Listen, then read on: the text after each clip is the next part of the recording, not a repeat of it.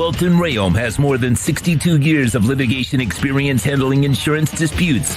They're committed to resolving even the toughest insurance claims quickly. Call them for a free consultation. 954-966-4646. At Welton Rayom, they don't get paid unless you win. Property damage claims to your home, business, or condo as a result of a hurricane. Welton Rayom can help. Water, mold, fire, smoke damage, Welton Rayom can help. Call 954-966-4646. Welcome to Caneswear. New store, new items, same great experience. Family owned and operated since 2010, Caneswear has the latest merchandise from the Miami Hurricanes, Miami Dolphins, Florida Panthers, Inter Miami CF, and more. Come visit us at our store in Davie on University Drive, just south of 595, or online at caneswear.com. Caneswear, the spot Miami fans shop.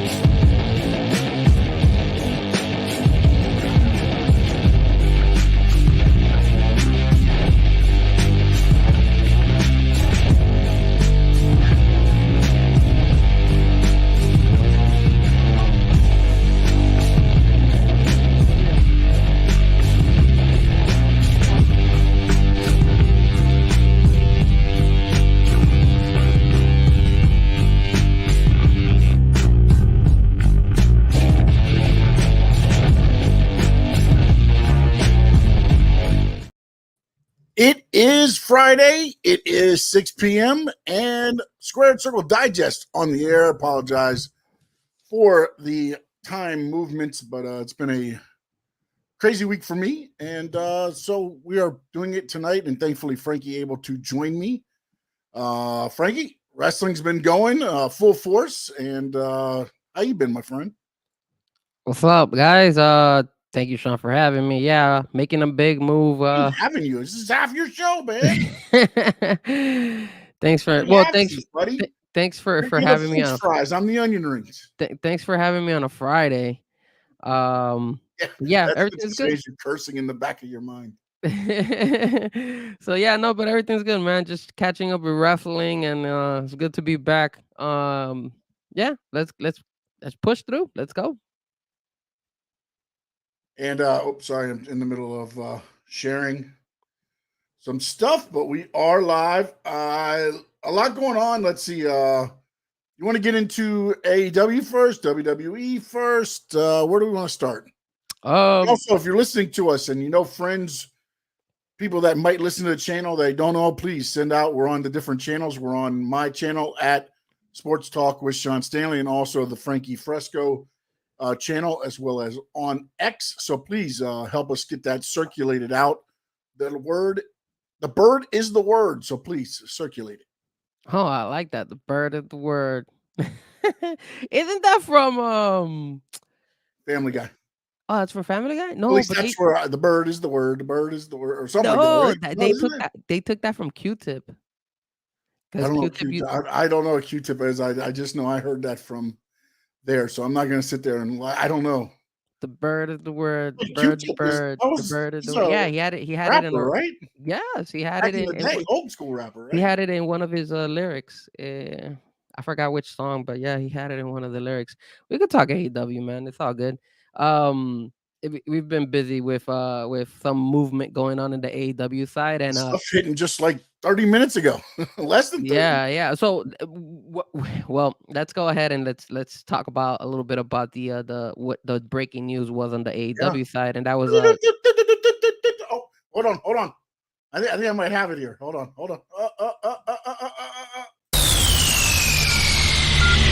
Breaking news.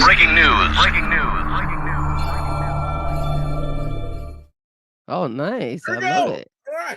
Breaking news. Our man, one of the biggest stars in the AEW side, Mr. Kenny Omega, just went and posted that he is out indefinitely in the AEW world.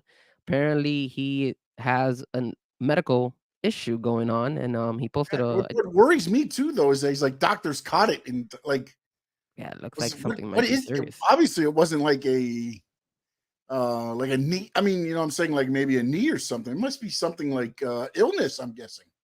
Yeah, it's probably something serious where he probably needs to you know, He's take hooked care up of it. all the machines. So if they're running an angle, kudos to Tony Khan. This may be the best storytelling AEW has done in a long time if this is an angle.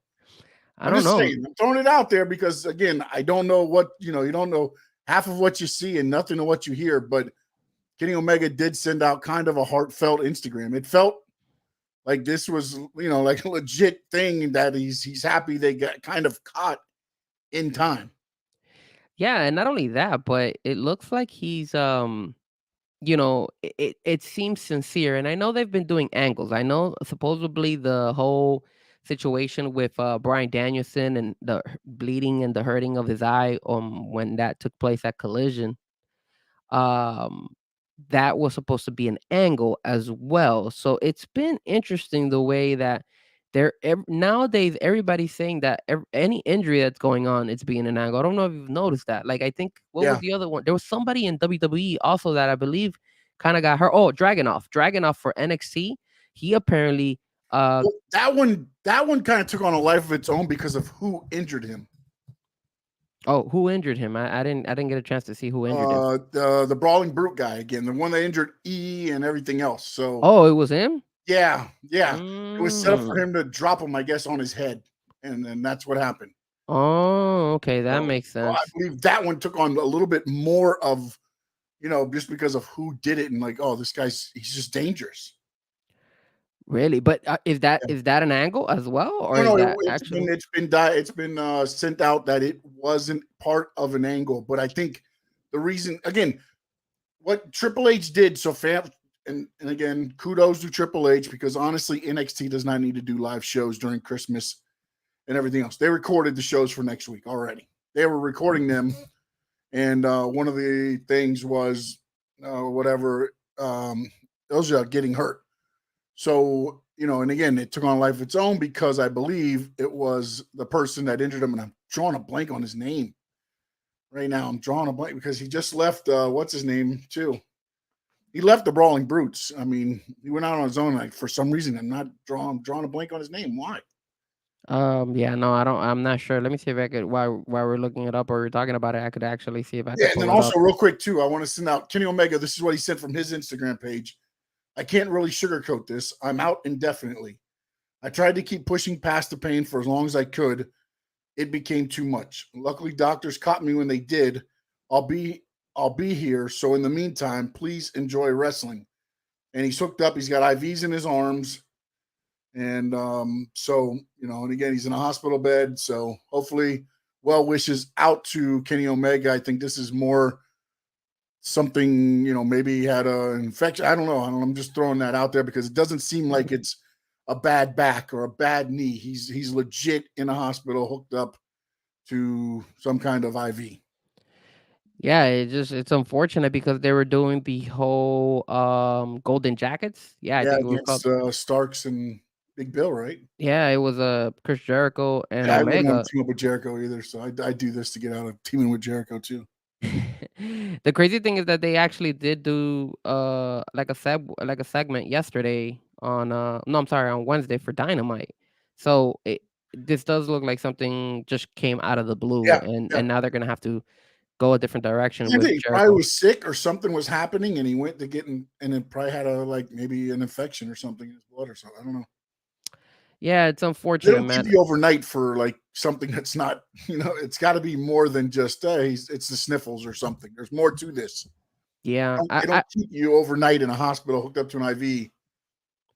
yeah, I hope he's able to recover from this, and hopefully he's not out for that much of a time, because he does say indefinite, so there's no timetable. But hopefully it's something that he could actually And come hopefully back it's quicker. nothing to do with his former, again, remember Kenny Omega, when he was out, I think he's been back now for over a year now, right? A year, maybe Yeah.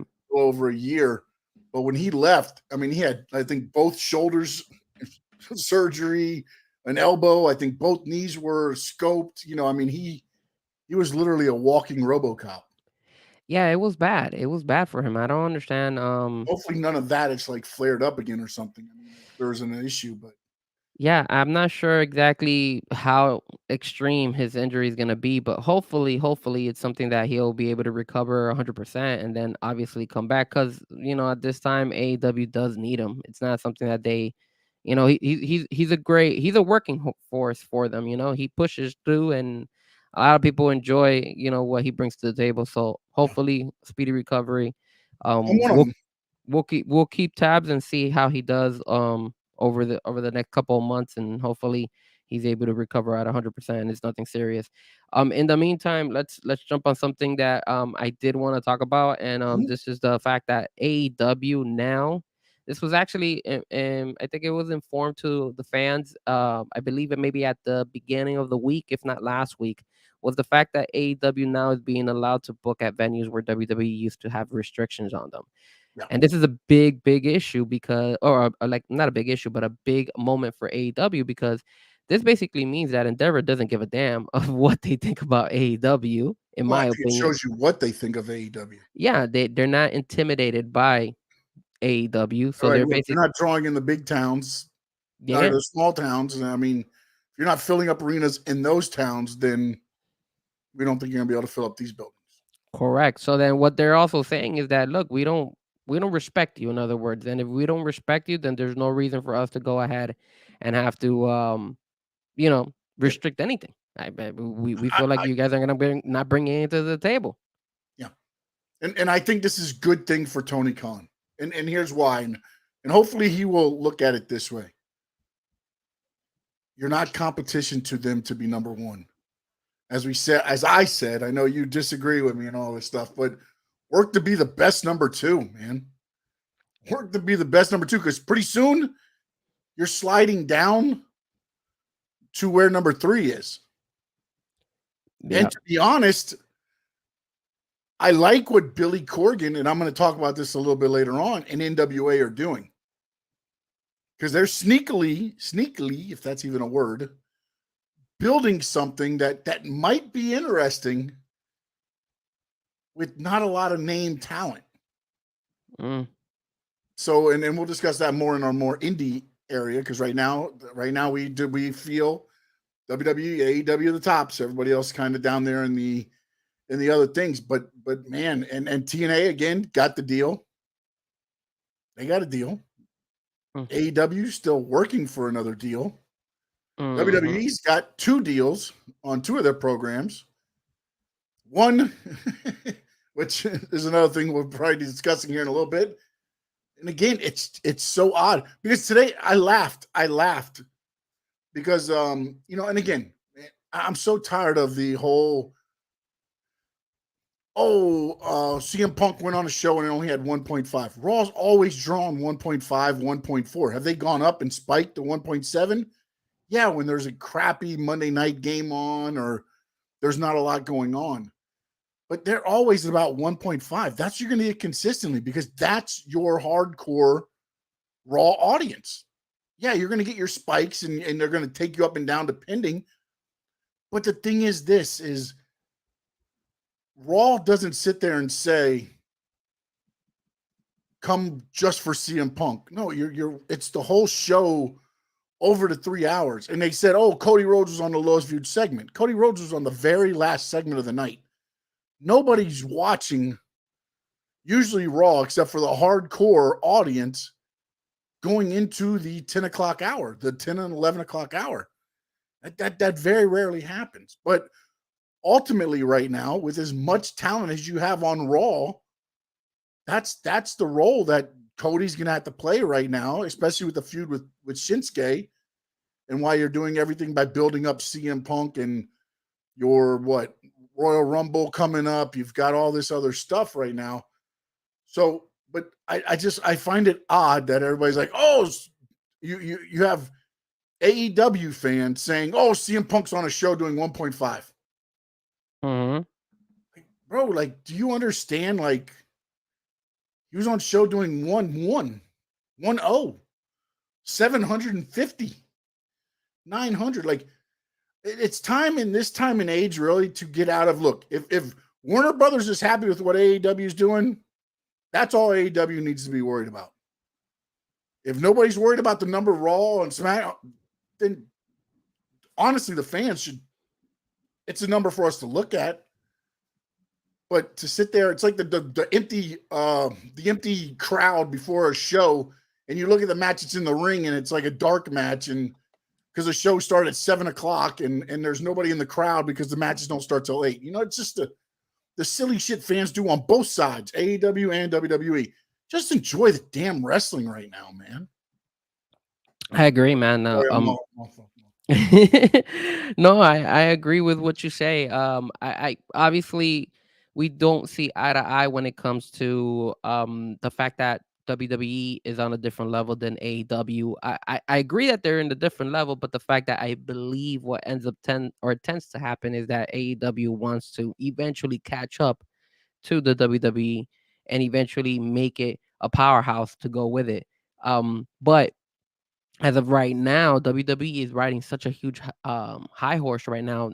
Nobody can compete with them, and the fact that they've, And it's not only that, but they're on a high where AEW is kind of on a mid. I wouldn't even say it's a low because I think what they're putting out in the ring is good. I just think there's no substance behind it to build on. Yeah, I mean, they're doing what they feel might work for them, but there's so much drama in that company that as of right now, it doesn't look good on the AEW side. And for that reason, you could tell that their ratings, you could tell that the viewership is not moving. They're not needle movers. People are going to tune in just to tune in if you like wrestling, but like the casual wrestling fan is not going to go ahead and tune in because they're going to be like, you know what? They don't excite me. I don't see anything out there. I mean, I know Wednesday they were the number one ranked show this past Wednesday on TV, which is good for them, but there was nothing going on Wednesday. So they're probably going basketball, and depending on what the basketball games are that week, you're going to be 1, 2, or 3. Honestly, correct. And then and then what ends up happening is that there's a lot of times when AEW, when it's up against hard competition, like a live event from WWE, or let's say, for example, this weekend when they have to go up against the UFC pay-per-view fights, it's gonna be hard for Collision to get numbers. And again, Collision is it's a show good UFC card this time too, by the way, because there's been some UFC cards. This is not a fight night. This is a pay-per-view. That's the difference. Yeah, no, it's very, very, very good card this weekend. I actually was like, I just found out about it like yesterday. I was like, holy crap, this card! I forgot that this card was. I forgot it was this weekend. Yeah, I forgot. And then when I saw Kobe, I don't know we're talking UFC here, but when I saw Kobe Covington and this guy Edwards, and then I saw that they had the press conference and Edwards got offended because Kobe took a shot at his dad and then he threw a bottle at him or something like that. That just brought a lot of drama. And then I saw that and I was like, oh crap, I forgot that this fight was happening on Saturday. So I will be tuning into that fight. But yes, when it comes to the AEW side, again, the restrictions play a part. And like you said, and like I agree with you, they don't see AEW as a competition. Endeavor is, of course, maybe looking at it as a different way of like, yo, we're not afraid of anybody and we don't even see you in the same level as we are. So yeah, it's fine. You could, if you want to do a show over there, do it. Good luck trying to sell it. You guys probably won't. So we got nothing to hide. We got nothing to be afraid of. With that being said, though, the other thing that we were going to talk about, and it's kind of a good segue to talk about it, is the fact that AEW and its current situation with Warner Brothers, where it looks like WWE is gaining a lot of interest to sign with them, which means AEW would be removed out of TNT and TBS for WWE, which would be a huge blow for the AEW company and Tony Khan. And then they're thinking about moving AEW either to Max as a streaming or Discovery Plus. Now, either way, it's streaming. Yeah, and it's a downfall. It's a downgrade for them. You're not gonna get paid as much, I'm pretty sure. And then second of all, you're not gonna get that much viewers. I mean, you're struggling already, but now you're not. Now you gotta have people actually pay just to watch your product. Are you gonna go ahead and pay Max to watch AEW? Some people will, some people won't. Even though Max is not that expensive, but that's kind of like a really, really sticky situation for AEW because you want to be shown to everybody. You want your market to grow by going to the streaming section and only staying in the streaming section. You're losing a lot of fans. Yeah, but their rights will come up. I just don't know what their rights are going to be. Honestly, at this point, where do you go? WWE's just finished doing going to NBC Universal with SmackDown. They got the CW with NXT. If they end up taking you off of Warner Brothers, what's next? What other channel are you going to go to? I mean, they could probably try to make their way back to Peacock, but I don't know because I mean, well, USA still is with NBC Peacock, Universal. right? Peacock is NBC Universal. So I don't know, man. I mean, maybe you could go to Spike TV. And to be honest, what WWE and Endeavor were asking, they were having a tough time getting with the numbers they're putting up. Yeah. So how tough are the problem? How tough are you going to be? And I get it. Warner Brothers says, "Oh, we only care about what position they finish in." Well, if that's the case, then why are you going after another program? Why are you going after another wrestling program?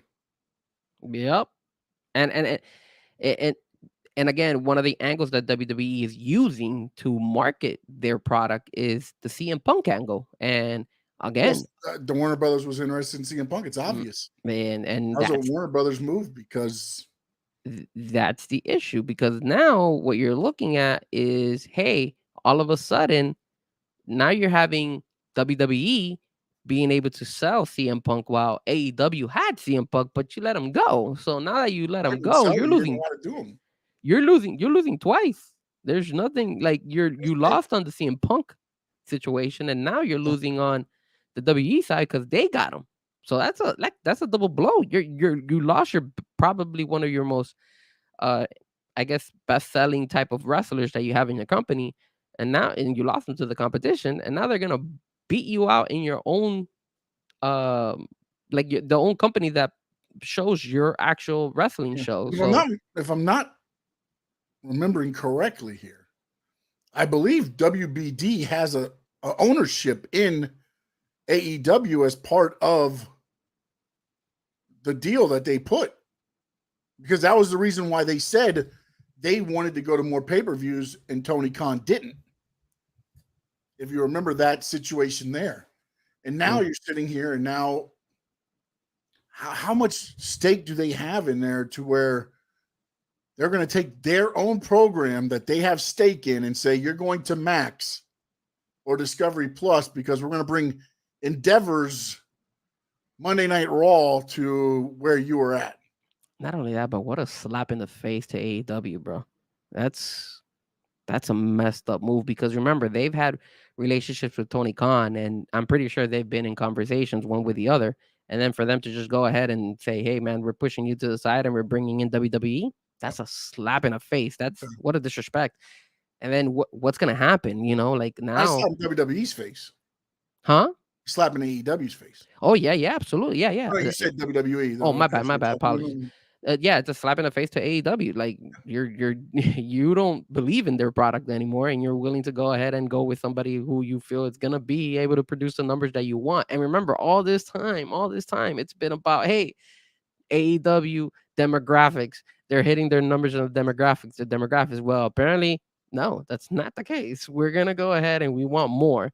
And now that you have the wrestler that we want, a CM Punk, you couldn't get it. Okay, then we could get him with bringing in WWE. Hell yeah, let's bring him over. And it's a smart move by Warner Brothers. In my opinion, it's a great move for them. But for AEW, it's a really, really bad, sticky situation for them. It's bad. Let me tell you something. One of your others, when we get to it, I think that might help AEW if they do something. Well, something. Well, before we jump to that topic, we do want to go ahead and say finally, we want to make another announcement here. I believe it when I see it. Exactly, it's gonna be rough, but I hope it does happen, and it's the return of Thunder Rosa to the women's division, and supposedly she's making her return back on the December 23rd. I believe that's the Collision episode. Yeah, that'd be Saturday. Yeah, that's Saturday. So Thunder Rosa, which will definitely help the women's division on the AEW side, because Saraya, again, I thought she was going to play a bigger part. There is news also stating that AEW is no longer interested in trying to bring in Mercedes Moné. Mm-hmm. So they already got shut down with Mercedes Moné.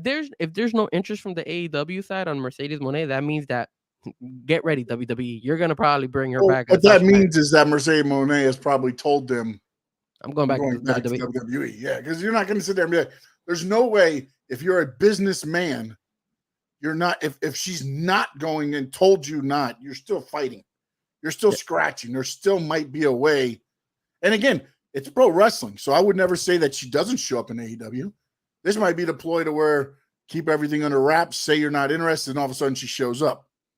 And again, it's pro wrestling, but at the same time, if WWE was interested in her and AEW is interested in her, right now WWE has been pulling everybody that's had that balance so far. They've pulled that other person. They've all went to WWE. They haven't stayed at AEW. True. And the crazy thing too is that at least by the the AEW bringing at least Thunder Rosa, at least that helps them, because I mean the expectation was Mercedes Moné coming back. And remember, how does that hurt Thunder Rosa though? Ladies and gentlemen, we couldn't get Mercedes Moné, but hey, Thunder Rosa's back. I don't think it hurts Thunder Rosa. I think it hurts AEW. No doubt. House Gildo Gazzetti also in the house. I saw that he said joined. First time we've seen a bird on there too, by the way. There's the bird in the word. The bird is the word. Yes, sir. And then remember, you got the donkey here. Oh, there he is, Jackass.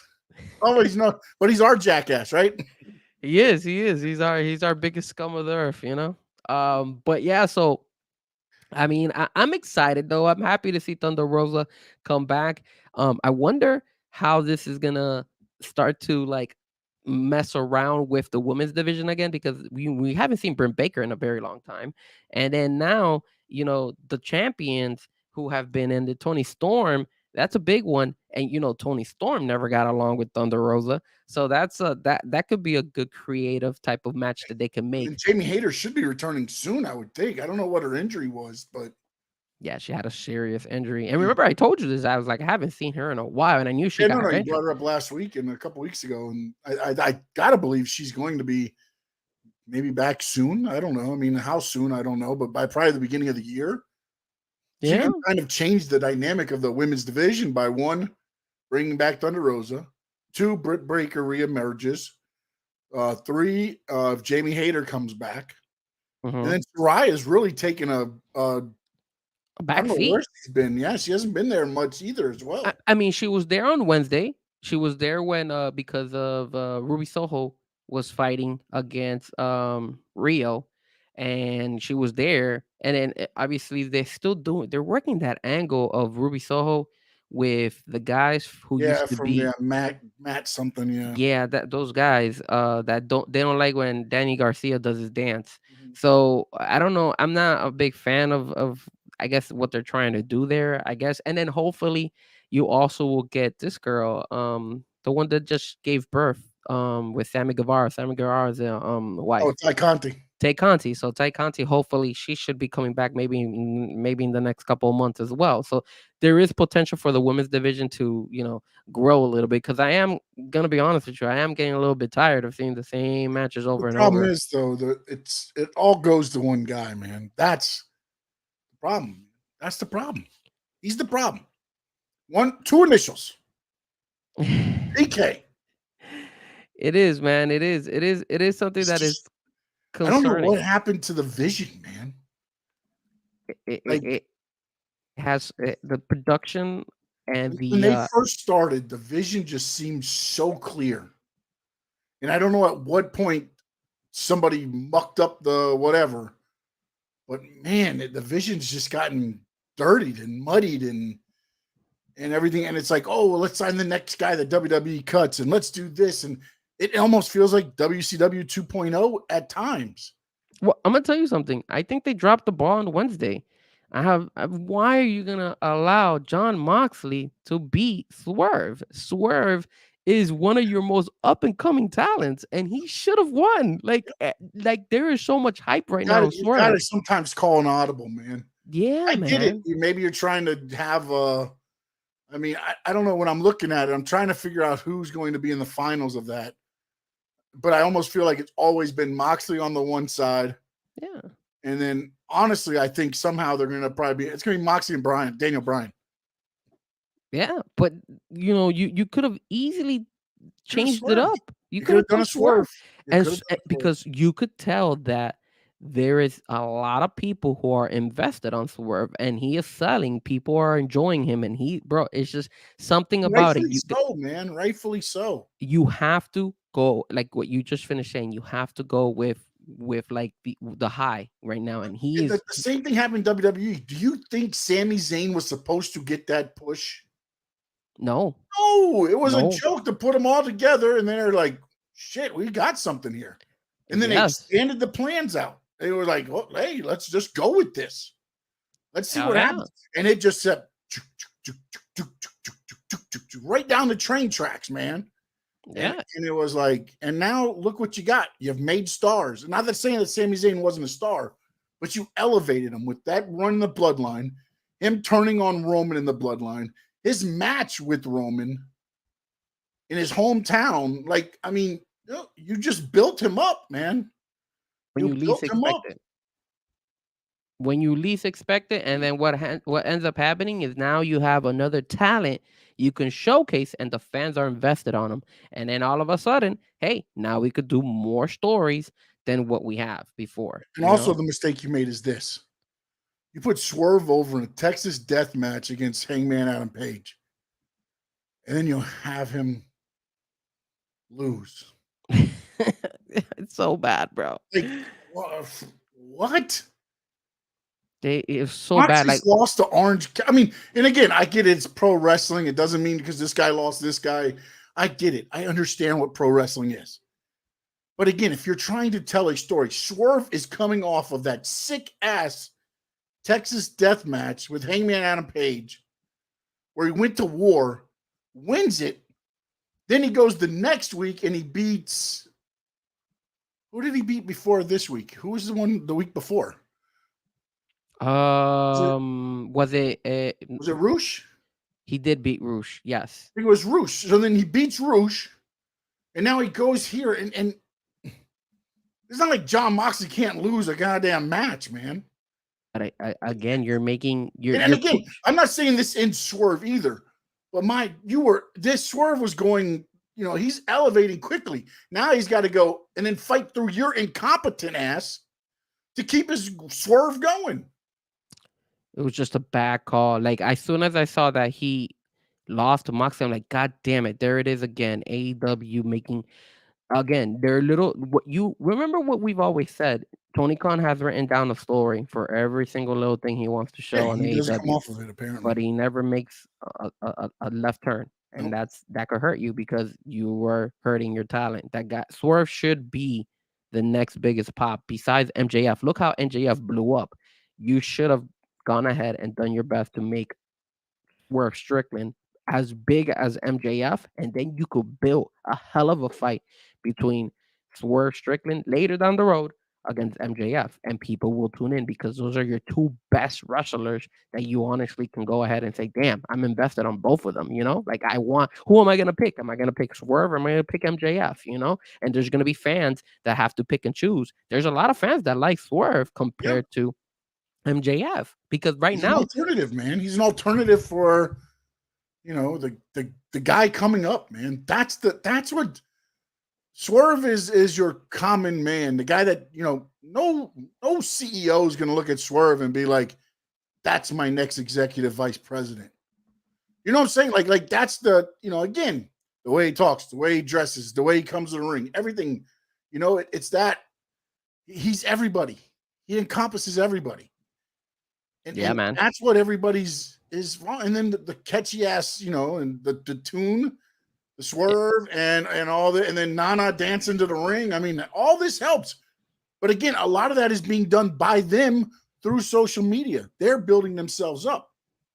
Yep. Allow them to do that. I don't understand why you want to cap a lot of this stuff. And And no doubt, real quick, I want to go. yeah, Agreed, AEW lacks vision, short or long term. Do you think it comes from the constant in and out? Or alternatively, could the constant in and out be from the chaos? Another question, does AEW have enough talent to carry the amount of material being released? Shoreline, do you think it came a constant in and out? Do you think it well He's asking if the vision is because everybody's in and out of the company, mm, or does the constant in and out from the chaos of the company? And I think it's the latter. yeah, I think it's the chaos. I think they had, and I've heard Tony Khan say it.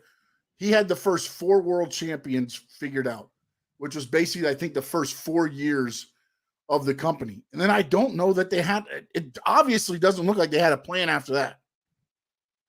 Because this is just, For me, reading the question now that I'm actually reading it, I think it's a little bit of both. I think the fact that they're so in and out, and the fact that they have like visions for each one of these guys planned ahead, and they shouldn't do that. But then also, I also feel that whenever something goes wrong when it comes to AEW, they'll just up and leave and be like, whatever, man, I'm not gonna do this, and just yeah. walk out because they don't Because respect Tony again, Khan. they have a little bit of creative control. And this is the other thing with between WWE and AEW.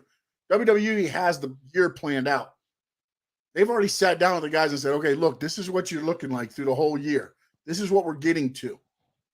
They talk to the and not to get maybe, and again, not every superstar. Some superstars probably have say in some of the stuff they could do and this and that. Whereas in AEW, I feel like everybody has a say in what they want to do.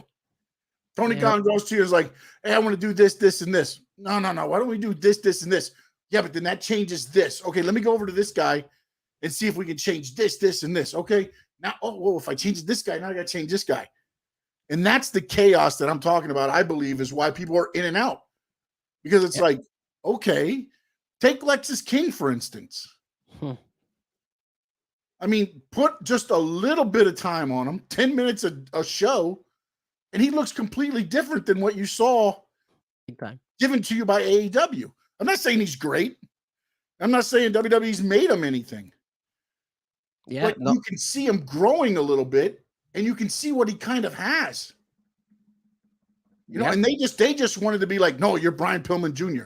Almost to the verge where it was like, no, you're going to be that. And I don't know that he wanted to be that. That could be true because he lasted a while in the tag team with that other guy, and they didn't do. Nobody was invested on them, and then they had a good little push, but that was only to get to the tag team title match so they could lose. Yeah.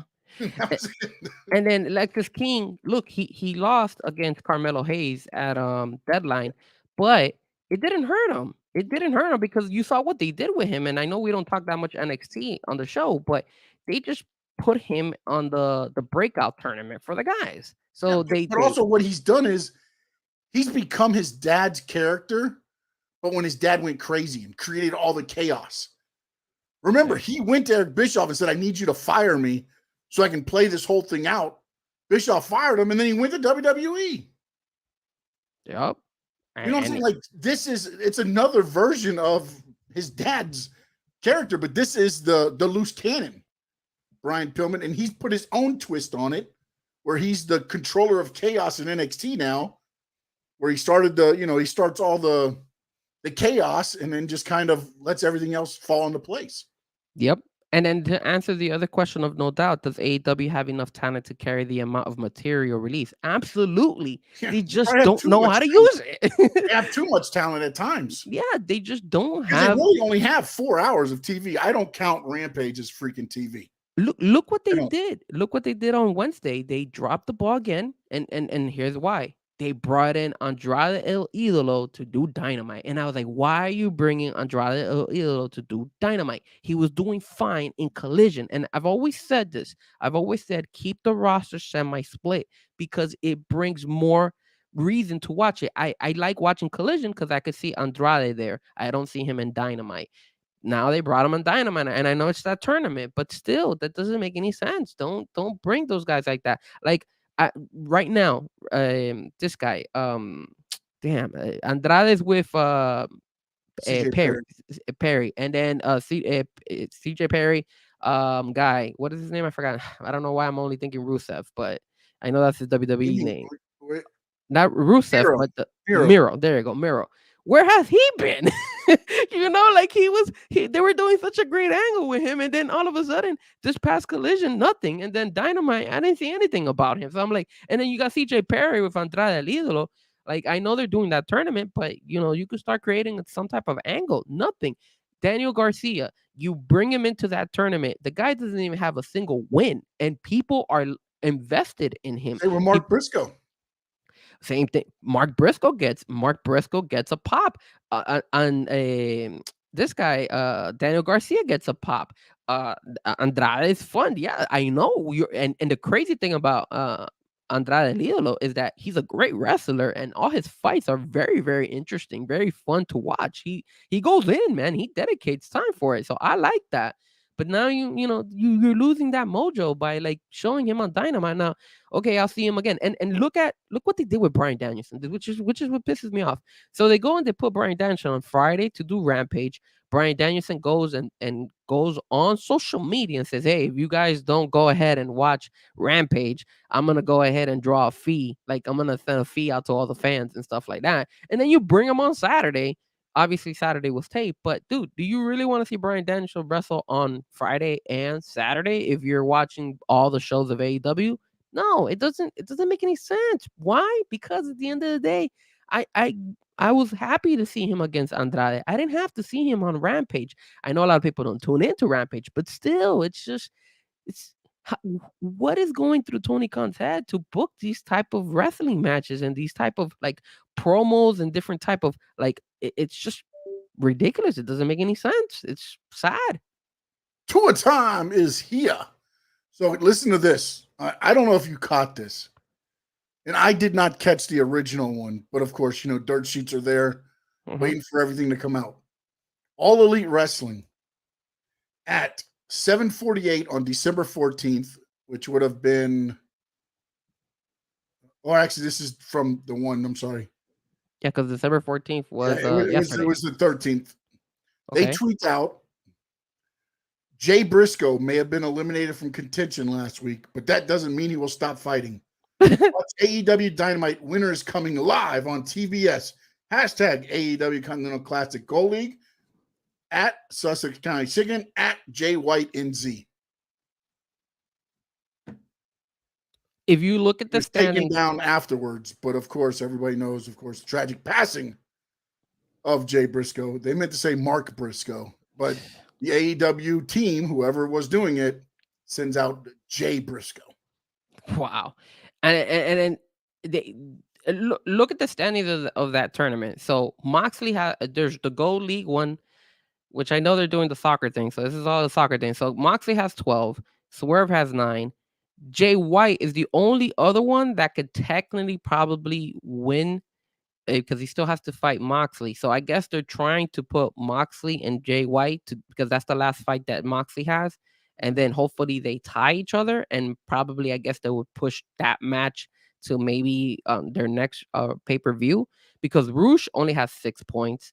Mark Briscoe and Jay Lethal both have 0 points, so they're already eliminated. So the only possibility is literally Jay White and John Moxley on the gold side. And then on the blue league side, Andrade is the leader, but then they're still missing a lot of matches. Brody King can still come in. He's tied with Bryan Danielson with 6.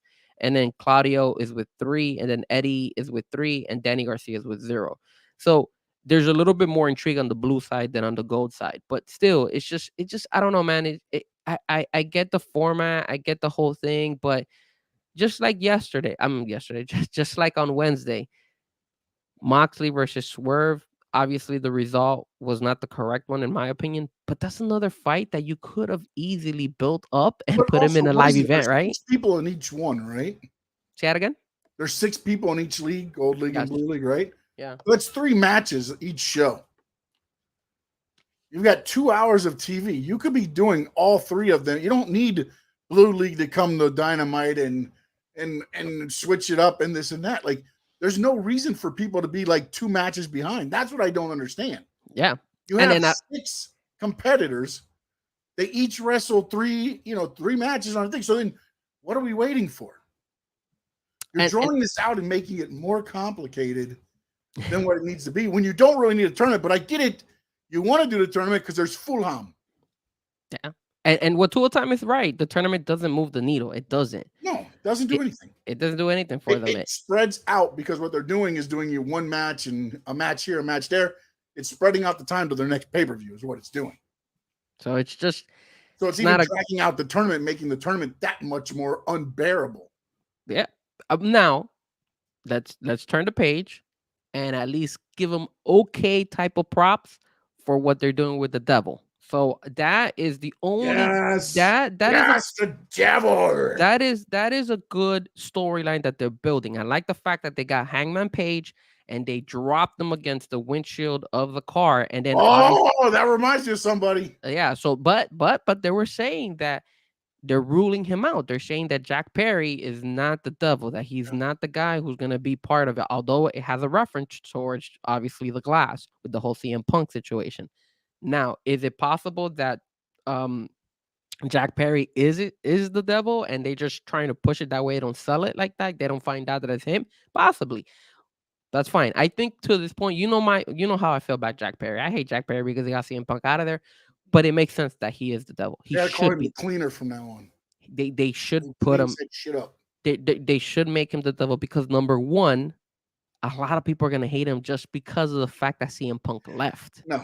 If he unveils himself as the devil, they're going to be like, this motherfudger? Really? Yes.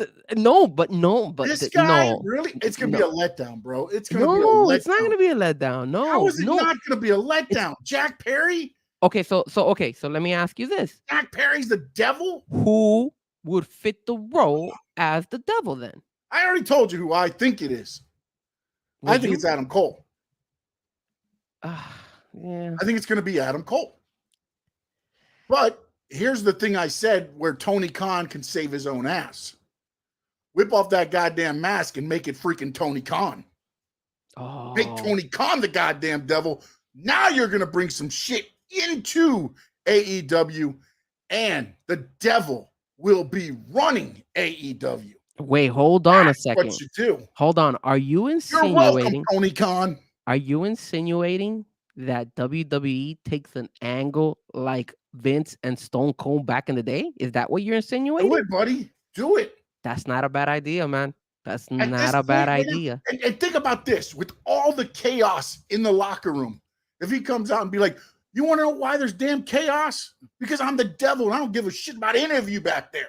Wow, that is good. Have him go full heel on everybody. I don't know if Tony Khan can pull this off either, but dude, I would just be like, screw everybody in the back, screw everything else. I am the devil, and I'm going to pick who my world champion is going to be. Yes. That is a very, very good angle. Look at Tuto. No way. Exactly. Listen, I'm not going to sit here and say, because Tony Khan will be there and be like, I'm the devil. Actually, be like, I'm the devil. I'll get you guys. I'll get you. He has to grow some balls, and the first way to grow some balls is by going ahead and being the devil and stepping up. I'm telling you now, man. I feel like if Jack Perry rips that mask off, everybody's gonna be like, ugh. Well, look, they're gonna hate him, they're gonna boo him and things like that, but they're not gonna get the response to me that you would get one if it's Adam Cole, just because of the situation with Adam Cole and MJF, or after we did the one segment, that's why I said the way Tony can get some stuff going is if he could end up somehow being the devil. Look, I'm not gonna lie to you. The whole Tony Khan type of idea, I think it's amazing. I think, yeah, do it. And I know Tony, what Tool Time says, he's not as entertaining as Vince, but so many people don't like Tony Khan. That's the thing. So once you start hating him, and once you see that he's screwing over MJF, he's screwing over Adam Cole, he's screwing over Hangman Page, he's doing whatever he wants. He hit the Acclaim. Remember, they've been attacking just everybody. Like Vince used to do. I can hand pick my champion. Remember, he had Undertaker and Kane in a match. They both pinned Stone Cold, and then he was going to award them the title. And that's where the whole dry cleaner thing the Zamboni came in because Stone Cold rode the Zamboni to the ring and then Yeah. clotheslined both of them before they could get the belt awarded to them. Yo, that is a very good And then storyline. with everything going on, whether it's true or not, the line's already blurred with the people in the back and Tony. So at this point, why not let people be like, huh? And people already hate Tony for letting They CM hate Punk him go. right now for what it's gone to and everything else. Just be like, Yeah, just yes, this was all part of the plan. As the devil, let it go to shit. I don't care. I'm gonna run this. and not only that, but you not only are you winning viewership because now you're bringing that angle. So now you could bring MJF, be like, yo, screw you, man. Because remember the pipe bomb. He could even go that far back and say, look, I thought about this since the moment that guy did that pipe bomb on me. Yeah, And I want to go when ahead. he looked at, you saw the look he gave CM Punk when CM Punk was talking. That looked like bewildered look. He'd be like, that's when everything started turning. That is so creative. Look, sign us up, Tony Khan. Well, sign Sean, sign up Sean, because he's the one who came up with this, not me. I'll run with it. I could throw other stuff, but now that all the way back and be like, yeah, I brought you back just so I could get rid of you again. And again, he can't say that right now because I think there's a lawsuit, so he couldn't really throw CM Punk in there. But he could say, my mind started turning on this when the incident, when Brawl In happened. My mind started turning, saying, why am I letting these people do this to me? This is my company. I'm going to handpick who wins and who loses. I think it would work. And then if he needs help in trying to be like a bad guy, I'm pretty sure he could ask anybody backstage to help him out, like a Bryan Danielson or anything like that. So yeah, no, definitely. And then also what you do is you take all these guys that you haven't had on TV in a while, Miro, Keith Lee, some of these guys, big guys, your big henchmen. These are my guys that are going to be. I get they got all these guys, different guys dressed up every week. Wardlow, FTR, The Kingdom, and all this stuff. I get they've had different people. But when you have the Devil's Henchmen, it's Keith Lee. It's Miro. It's all these big guys. It's Lance Hoyt. It's all these huge guys around little Tony Khan. And well, then you can't use Keith Lee because Keith Lee, like one of the 4 guys that they always use to beat up on everybody, is not as big as Keith Lee. But you could still get away with some of the guys that they probably could do. They don't have to be the guys that are under the mask. I mean, they could bring them over. He's like, I use those guys. Now I've got real henchmen. Yeah, he could do and that. You bring out the biggest, baddest mofos you have there. And what they do is, and you don't have them wrestle for you. No. You own the damn company. You change the rules in AEW to where there's no really disqualifications, right? So now when you want a match, I don't want that guy to go over. Keith Lee, go down there and fix it. You send the fixers in. They do whatever they want to do. Put a guy over another guy. 1, 2, 3. Not saying every match. You don't do it every match because then you kind of ruin everything. But you show that you're, as the devil or as the owner of the company, I'm going to tell you what. And then again, you do what Vince McMahon did. I'm going to tell you fans what you really want to see. You don't know what you want to see. I'm going to tell you. And then it starts making him even more of a heel. Yep. But I don't think Tony Khan is that bright to do that. And I don't think Tony Khan at this point, what do you have to lose, though, at this point? Honestly, if you're just like, what do we got to lose? True. But remember what we just spoke about when it came to Swerve and Jon Moxley. He doesn't change from his timeline. He has everything lined up perfectly, and he's not going to divert from it. Swerve is not mine. Swerve's not mine. Yeah. He could do that, but still. Because here's the other thing I was thinking too in this whole thing. What is the one thing Vince McMahon did when he ran WWE and like every day? If you were not a Vince McMahon creation, you're done.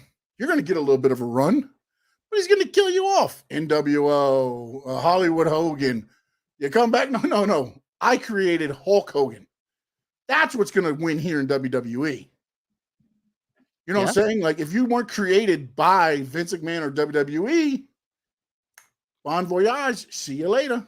And you know what? If he was to do that, he could probably save AEW from getting moved out from TBS and TNT, to be honest with you. Not only that, and then now you start saving your MJF, your Wardlow. Why? Because these are guys that I created. And not only that, can you imagine if he's a heel and then he goes to All In as a heel? Jesus, and that crowd, You have so much potential. But again, I just don't feel Tony Khan is gonna divert himself and change up the storyline in his book. He always has it lined up and he always Yeah. keeps it like that. I hope. And then no doubt says who would be the Stone Cold character. MJF would be the Stone Cold character. Yeah. Twofold. One, to fight it now, and then two, to join in when MJF says, I created you. I allowed you. And nobody else gave you the opportunity to do what you're doing. I did. Now he becomes that heel again. I know, and you want to turn. And you know what he could do? You know what he could do to make that turn to go with Tony Khan? He betrays Adam Cole. He beats Adam. He backstabs Adam Cole, and you even get that pop of like, oh my God, you just screwed over Adam Cole, your best friend. What the hell? Dude, there's so many beautiful angles that you could create. You could stretch this out as long as the bloodline angle has been stretched out in WWE. There could be so many tentacles. Because, again, MJF doesn't even have – he'll be the focal point at the beginning because you've attacked him and you've attacked everybody that's been around him or anything to do with him. Mm-hmm. Interesting thing this week, and maybe it's because MJF and Adam Cole had the interaction last week, I didn't understand why Adam Cole was attacked. I'm sorry, Adam Cole. Adam Page was attacked, unless it had to do because he had the interaction with him the week before. Because it's just like, and I get it, you left the beer bottle, so now you attack him, so you can say, Samoa Joe, you're an idiot for thinking it was him, and you create more chaos. That's why sometimes it might be better just to let some of the scenarios play out longer, because it was like the beer bottle's there. Okay. But why did you have to attack Page and put him through the windshield? Why couldn't you put somebody else through the windshield? So now you've got Page and Jack Perry. It's like you're eliminating one to get to the next. Well, sooner or later, you're going to run out of who to blame it on. Then you could have had Page and Perry through the smart marks of AEW. And then you start doing other little things, and then you start throwing more people in as who the devil is. Well, the other thing I had heard was that apparently, hold on a second. Hold on. Oh, what happened? Hold on a second, because something's going on here. Oh, no. I might get disconnected, just FYI. Oh, no. What happened? The cable bill just came in? Uh-oh. Charging. But I might have to come back. You're there. Your voice is there. But there you are. Now you're okay. No, I think we're good. All right. So sorry about that. It's just I just noticed that I had my power cord connected to my laptop and it was saying not charging, and then it's still saying not charging. So I'm a little bit concerned. But we'll see. We'll see. If guys, if you see me, it says it's not charging. I don't know, and it's at 6%. So I'm a little bit concerned. So if I leave the stream, my bad. My apologies. But no doubt that is TK able to take hits. That's the thing, though, is you don't have to really until you get to the point. Vince McMahon couldn't take hits. Vince McMahon is the worst bumper in professional wrestling history. Vince is not a wrestler. TK is not a wrestler. Doesn't matter. Just get thrown around, beat up, but escape. Weasel out right before you get touched until it's time, which Vince and Stone Cold did so well until it was that time to take the stunner. Then you hit them with the stunner or whatever, and then you get the payoff. You don't have to be able to do just let those guys take care of you. Yeah. I think overall in general it's a good storyline that they could really pull off if they do it right. But only time will tell when it comes with Tony Khan. But with that being said, I think it's a good time for now to jump into what would be our no debating list. Today's a little bit different, guys. I went ahead and I told Sean, I was like, we're gonna try to do this. So our top 5 no debating list tonight is our top 5 favorite segments. So let me clarify a little bit for you guys. So these segments could be either something that inspired them, like an inspirational type of segment that they did, a funny segment where somebody is like you always will remember it because hey, they were funny as hell for what they did, or a promo where they're selling themselves or saying, hey, look, this is what, like, there's different ones. So just to kind of give you an idea of some of my some of my what do you call those, the ones that you honorable mentions, buddy. Honorable mentions. There you go. Sorry, That's I'm good. off. I'm off by. I'm off I know, by you're because we're frozen. You're frozen right now. Your voice sounds great, but your really. picture is just frozen. I'm telling you You kind of got a something. thumbs up looking thing going, like a serious face. It's kind of. I'm kind of scared over here. I'm Oh scared. no, don't say that. Don't say that. Let me see if this works. Oh, I'm telling you, my computer's like having issues right now. I have no idea why. I used to working on a Friday. It's like, what the hell? That is exactly the reason Well, actually, why. no. Is that same one you use for your DJing, or no? It's a different one. No, it's a different one. Oh, okay. Then yes. Am I still frozen? Yeah, it Still looks like I'm frozen, still man. frozen. Man, I You look wonder like, can I'm I try to still pull you off and see if I can pull you off and pull you back on. That still didn't work either. Wait. No, Oh, it didn't. now it's blank screen. You're Now there's right. I do nothing on see. there.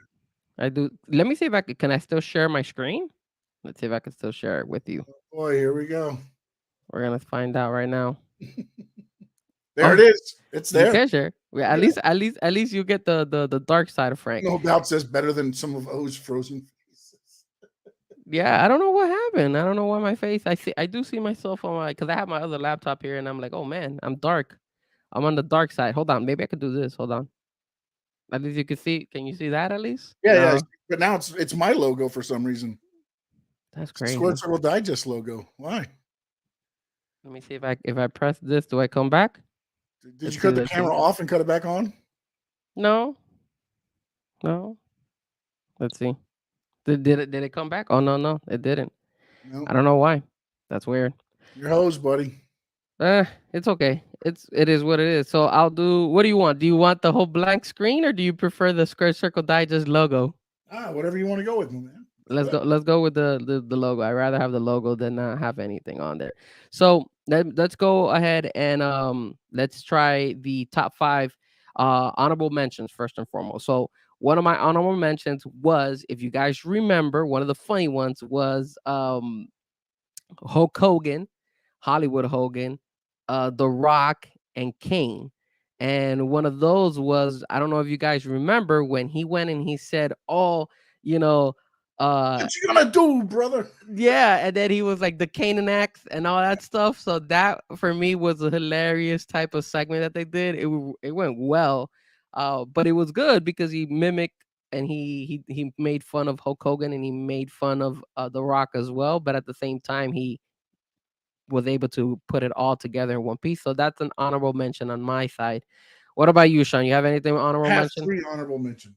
Okay, go for it. And I'm just throwing out because I just found out a little bit about what was meant on this. So hopefully I don't upset anybody. But the Shockmaster in WCW, he was the big steel man typhoon. He was coming into WCW. He had this stormtrooper helmet. They had practiced this skit the whole day, him crashing through the wall.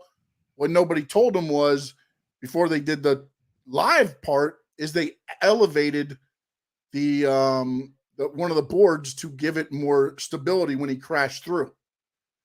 Yeah. And when he crashes through, he trips over said board, crushes down, the helmet comes tumbling off. It's I think Sid Vicious and Harlem Heat, or no, or I think it's Harlem Heat, I believe, is there, and they're like, "My God, he fell." It's live on air. I mean, this is just live, and they're just people are laughing, and he's trying to pick up the helmet and put it back on his head. That was one of them. One of my other one was Jimmy Snuka and Roddy Piper on Piper's Pit. This was the infamous coconut to Snooker's skull when Piper turned like a full-fledged heel before he started going after Hogan. And then the other one would be the one that actually led to setting up one of the biggest drawing WrestleManias, WrestleMania 3, I believe it was, which was Hogan and Andre in the Pontiac Silverdome. It was the Snake Pit, and it was Andre ripping the chain off of Hulk Hogan and going heel after Bobby Heenan said he was bringing Andre to take on Hulk Hogan. Hulk Hogan did not believe it. He showed up, he ripped off the chain, and the rest is his story.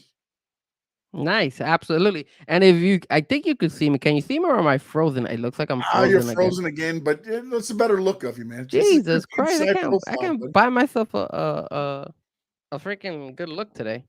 All right, so let's go with our top five and see if we could get what we have here for. So for my number five, I have a memorable one. This is not a funny one. This was one that just stood out because it was just memorable. And this was back in the day, Mid Atlantic Wrestling. Our good old friend, rest in peace, Dusty Rhodes, when he went on that promo of Hard Times. And I think overall that was a memorable promo because not only was he going ahead and associating himself with the people, the crowd, he was saying that at that time he was having that beef with Ric Flair, so he was basically going ahead and saying, "Hey, look, Ric Flair is talking about hard times and all that stuff. Hey, man, it's look at the people, look at the fans, the crowd, everybody, textile workers, They buy you a computer." watch and kick you out. Yeah, computer taking over your jobs, which is so funny because that's what Pet pretty much has kept going over the years. So it's, his actual particular promo still it makes sense today in today's world.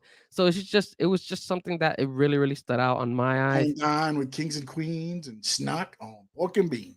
It's just memorable, man, and you can't knock it. You gotta love it, and it will always live in our memories of the Dusty Rhodes Hard Times. So my number five, Dusty Rhodes Hard Times. All right, so I'm gonna pull the curtain back here real quick, Frankie, because normally we don't do this, but in order for Frankie to get me to understand what this segment was about, he kind of told me some of his. So I do not have the Dusty Rhodes Hard Times, although Dusty is one of my favorite guys, and he probably would be ranking up there. But I was not going to do that because I'd already known what Frankie's were. So I'm going with different ones.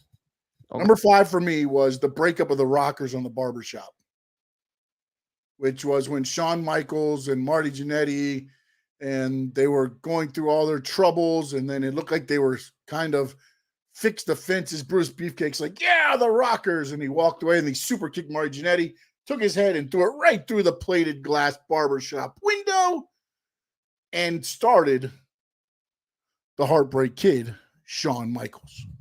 That's my number five. Did Frankie leave? Frank, you're muted. You're muted. Can you hear me now? Yeah, I got you now. Okay. Okay, sorry about that, dude. I'm sorry. I was trying to also something was going. I'm telling you, my computer's acting up. Friday is not a day for streaming. I guess. All right. Well, no more streaming on Fridays. We promise you. Okay, so I'm gonna put the Rockers. I'm just to kind of the Rockers breakup. However you want to do it. Oh, okay. All right. My number four is a classic one, and this one is a funny one. This is DX and Vince. So you know that there's so many different types of moments between them two. Well, between the group and Vince McMahon. So this time around, for me, it was one particular scenario, and if you guys remember, it was when he went and DX went on to the production how do you call it, a trailer? I guess the production trailer. Production truck is what they call it, the production truck, but it's a trailer. So they went inside there, and Vince McMahon was on the ring, and then they started messing with Vince McMahon. And one of the things that they did is they made his voice into a chipmunk. They went ahead and they started making fart noises. But the best part of it was when they actually drew on the actual TV, and it was a cock, and they were saying that they put it on there that Vince McMahon loved cock. So that was one of the most memorable times and funniest things that I remember from DX. So that's why I have it as my number four. And I believe also they were in South Carolina at the University of South Carolina, which is home of the Cocks, the Gamecocks. That's cool. That's funny. And then, so my number four is the Macho Wedding, which was Macho Man and Elizabeth's wedding, The Undertaker and Jake Roberts kind of break it. They open up the gift, and it's a cobra that leaps up. That was one of good segments that I remember. And it also led into all the stuff with the cobra biting Ray, and it led to a lot more throughout with Jake the Snake. Awesome. My number three is one of my favorites of all time. Oh man, I'll tell you this. I can't stop watching it. I always watch it on YouTube when I get a chance, especially when I'm like I have like spare time and I don't, I'm not doing anything in particular. It's the Kurt Angle "You Suck" segment. And if you guys remember, or if you guys haven't seen it, or haven't seen it in a minute, and I'll put here Kurt Angle, that way you guys can see. So it was the part where Kurt Angle is actually coming out from with his intro song, and then everybody was yelling to Kurt Angle, "You suck." And while they were saying "you suck" to Kurt Angle was finally got upset, and he's like, "Why are you guys saying this?" So then what ends up happening is Kurt Angle says, "I'm gonna go." He gets the mic. He's like, "I'm gonna go to the back, and I want you guys to respect the gold medalist." So he goes back to backstage, and then he comes back again, and the crowd is even saying "you suck" even before he actually comes out. So it's so good. Like it's crazy the way that they're interacting with the crowd. So it's so funny because you have that, and then as soon as he says that, you see Kurt Angle going ahead and saying, stop it." And then actually at towards the end, he's like, if you guys don't show up, I'm gonna go ahead and I'm gonna, not gonna do the main event. And then when he finally comes back and you see in the back, he's talking to Eric Bischoff and all that stuff. Cause at that time, Eric Bischoff was holding it down as the manager. Eric Bishop is telling him, "Look, you can't just go ahead and not be in the main event." And then Kurt Angle was like, "Look, you got to do something for me." So I believe he did he changed the referee, and then he does something for him for all the crowd yelling "you suck." And it's funny, he bleeps out the fans when he's saying "you suck." That shit, that thing was hilarious, bro. I was laughing my ass off when I saw that when it happened, and then I always tune in and always watch it. So that's why I have it my number 3. And actually, it reminds me of another one that would be an honorable mention. That's Edge and Kurt Angle when they were doing the whole thing, and he had the pictures, and it said, "This guy's a dork," and it pointed to Kurt Angle as he's looking at pictures reminiscing of him and Oh Edge together. yes, And I it's got remember the that. photo, and it's showing this guy. That's another funny one there. But one of my other ones, and my next two are kind of similar. It's Rock and Vicky Guerrero. "You look horrible tonight," when he's saying, Oh, that's a good one. to Vicky Guerrero. Vicky thinks he's going to serenade her to "You look beautiful tonight," and he changes it, and it's like, "You look horrible tonight," and then all that stuff. So I love those Rock serenades and those things like that. I watch those over and over. I think personally we could actually have a whole list of just the Rock Rock, segments yeah. because he was so good back in the day.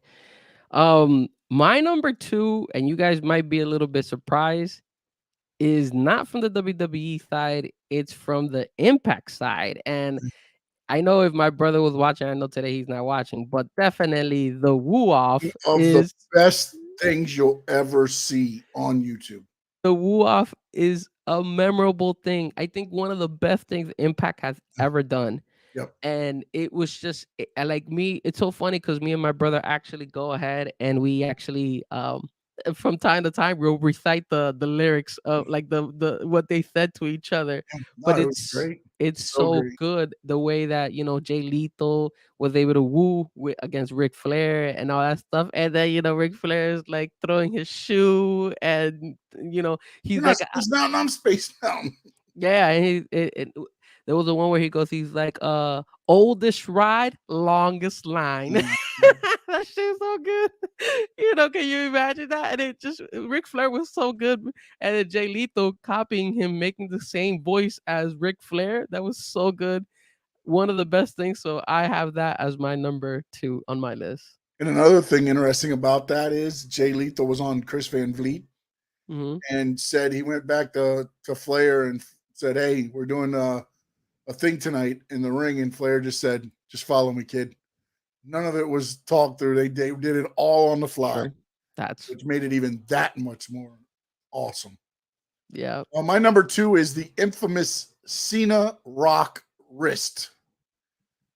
That is when the Rock was out. He'd been gone for a long time, came back, was fighting with the Rock. Apparently, right before Cena's music hits, somebody comes up to him in Gorilla and says, "Hey, what's that on Rock's wrist?" Rock had written some notes on his wrist, which apparently is a no-no. I mean, So then Cena went out and called him out and took off his wristbands and said, "Hey, I don't write my notes on my wrist." I remember that. That was one of those segments there that was very good. You brought back the Thugonomics, and then Rock did a concert night. There was a lot of good things when they're feuding with the Cena and Rock stuff. And they really never touched until it got to WrestleMania, which made it that much better. You know, that actually reminds me when you say Thugonomics, the one of Cena and Eddie Guerrero, where they're having that street brawl outside and they have all the cars lined up, and then he's like rapping and dissing Eddie Guerrero, and then they had the street fight. So that reminded me of that. And another one I didn't mention as an honorable mention was the Eddie Guerrero promo that he did with Brock Lesnar, where he was telling him, everything that, how he came up, like what he's been through and how he's gonna win the championship. So that one was a good The one. stuff with Eddie in China too, when they're doing, Latino Heat. Those were good, man. Those were some good stuff. Yeah, absolutely.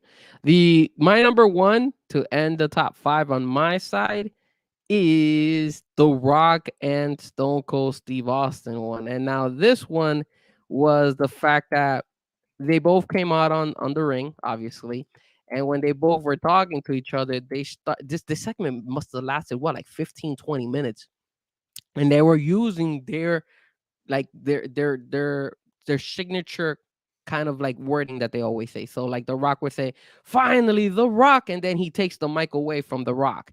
Stone Cold will go ahead and say, "'Cause Stone Cold said," and then he'll take the mic away from him. And then The Rock would go ahead and say, what and then the other one would be like the same thing, and they would do that all the way, and then at the end they sing together, and then obviously at the end it ends with The Rock giving Stone Cold the rock bottom. That was just, bro, I don't know if there's anything out there that like in today's wrestling that could compete with that, because that's just something that will always be in my head. And that time in WWE was so special. Like anything they did worked all the time. So that one for me is the reason why I have it my number one.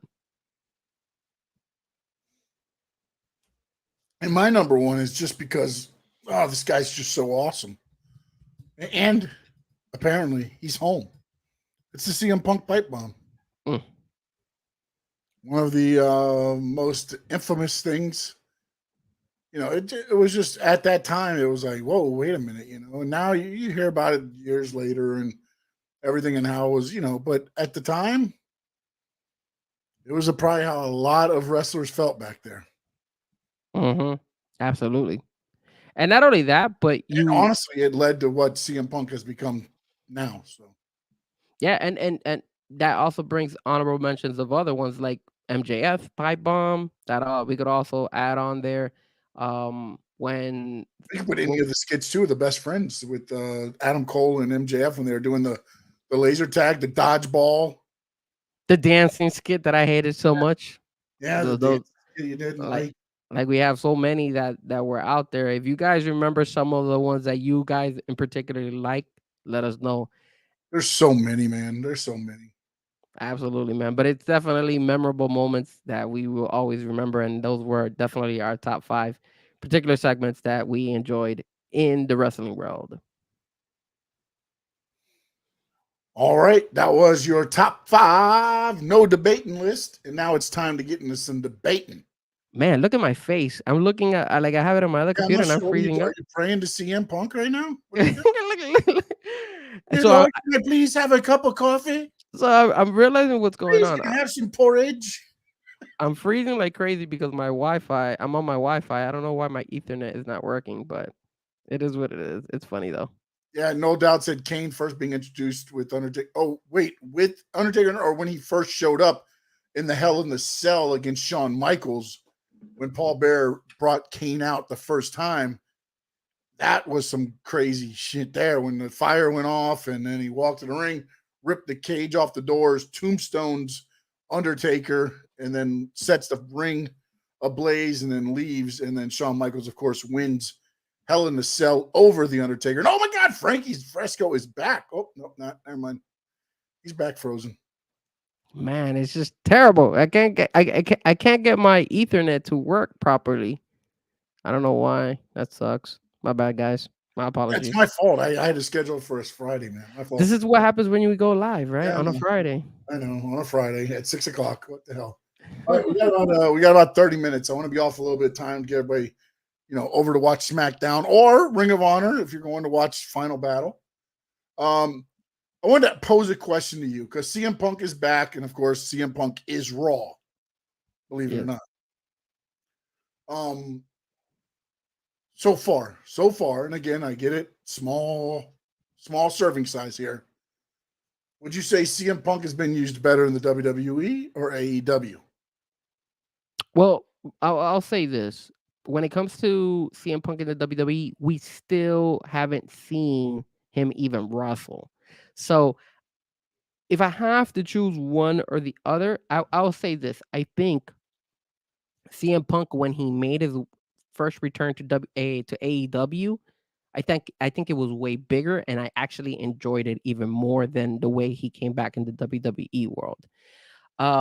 Now when it comes to the wrestling, that's yet to be determined. I don't know, but something also, you might judge me on this, but I actually enjoy CM Punk's music on the AEW side than the WWE side. It's at the very beginning of his song, there's like a little difference between one and the other. Or maybe it's just my ear, the way I hear it or whatnot, but I feel No, like I believe Ruckus is the one. He mixed something into the beginning of the song for CM Punk more than so just. so I was a little bit, I like the AEW intro song that he had. I like the fact that they focused on, the CM Punk, and they gave him more time to talk than what they did in the WWE side. So when it comes to the introduction of CM Punk, I like better the AEW side. When it comes to the wrestling, I'm gonna say right now, I have 100% confidence that WWE is gonna do a way better job than what AEW did. I think they've projected CM Punk as a bigger star on WWE than they ever did on AEW. That could be debatable. No, it can't. Yeah. No, it can't. You've introduced this guy, okay? So he's come out, right? He did his thing at Survivor Series, Mm-hmm. War Games, right? Boom, done. Doesn't do anything for a week. Then he comes out on SmackDown. Then he comes out on Raw, and he comes out on NXT again. The pay-per-view, Okay. NXT pay-per-view. Yeah, deadline. He's done nothing at WWE. But his stock is, to me, higher than it ever was, even when he was at AEW. I mean, other than the dog collar thing and the stuff he did with MJF, that was the only time where I felt like there was a thing of importance on CM Punk. And I just feel like now, especially when he went face-to-face with Seth, and Seth said, "How are you going to call this home? You've tried to bury this place for the last 10 years, and you want to call it home? No, it's my home. No, it's everybody else's home, back there home." And CM Punk got their thing, and he said, "You know what I'm going to do? I'm going to let that one slide, but that's the only one you're going to get." And then he said he's going to go into the Royal Rumble, Mm-hmm. and he said when he wins the Royal Rumble, then he'll come see Seth Rollins. Don't have to sit there and have him do 67 matches. It's about the importance you put on the matches he does. I can give two shit, and I get it. A lot of that goes on to CM Punk too, because I believe he wanted to work with FTR. I believe he wanted to work with Ricky Starks. I believe he wanted to work with a lot of those guys. And it's a different climate, different culture, AEW and WWE. Mm-hmm. But I feel like this is the culture that Punk needs because, again, he's not running anything. You're playing by their rules, regardless. Yes, you can go out there and you have a little bit of a leash, and they're trying to blend the whole thing between Rollins and Punk to make money. You know what I'm saying? But when you sit there and look at it, and then also behind the scenes, right? Kofi Kingston comes up to him. He's like, Jamaican me, man. He goes, no, I'm not playing that role anymore. I don't do that. I don't do the Jamaican thing anymore. And then he looks at Chad Gable. He's like, "Yeah, I heard a lot about you." Yep. Ricochet. "Yeah, I heard you suck at video games." "All right, guys, I'll see you later. I got to head to the bathroom." It's just little things, man, that just like they're putting him into. You don't have to have matches with him to make him seem above and being a superstar.